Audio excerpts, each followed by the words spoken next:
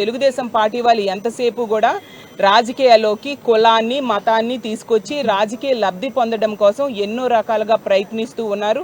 ఇలాంటి ఫేక్ వీడియోలు తయారు చేయడం అయితేనేమి, అలాగే ఆ దేవదేవుడు తిరుమల వెంకటేశ్వర స్వామి లడ్డూలో వాడే నెయ్యిలో కల్తీ జరిగిందంటూ తప్పుడు ప్రచారాన్ని చంద్రబాబు నాయుడు గారు ప్రారంభించారు.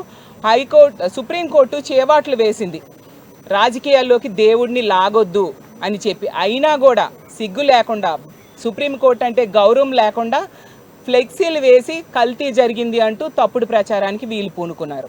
అలాగే మేము చంద్రబాబు నాయుడు గారి ప్రభుత్వానికి ఒకటే అడుగుతూ ఉన్నాము, అసలు ఆ రోజు 4 నెయ్యి ట్యాంకర్స్ శాంపిల్స్ తీసుకున్నారు. అది ఎవరి ప్రభుత్వంలో నెయ్యి ట్యాంకర్స్ అని నేను అడుగుతూ ఉన్నాను. అలాగే అదే నెయ్యి ట్యాంకర్స్ని మళ్ళీ వాడడం జరిగింది, లోపలికి తీసుకువెళ్ళడం జరిగింది. మరి అది ఎవరి ప్రభుత్వ హయాంలో అని చంద్రబాబు నాయుడు గారిని నేను అడుగుతూ ఉన్నాను. అలాగే తీసుకుంటే మేము మొన్నటి నుంచి కూడా చెప్తూ ఉన్నాము 746, 747 జీవోల కోసం.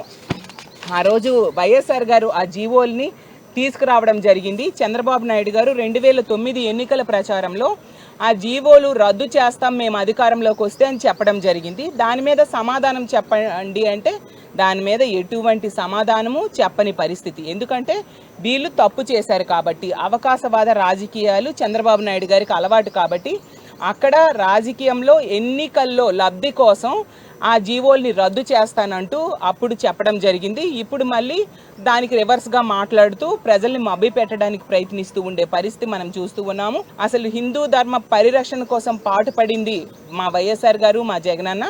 అలాగే హిందూ ద్రోహి ఎవరైనా ఉన్నారంటే అది చంద్రబాబు నాయుడు గారని మరొకసారి తెలియజేసుకుంటూ సెలవు తీసుకుంటాం.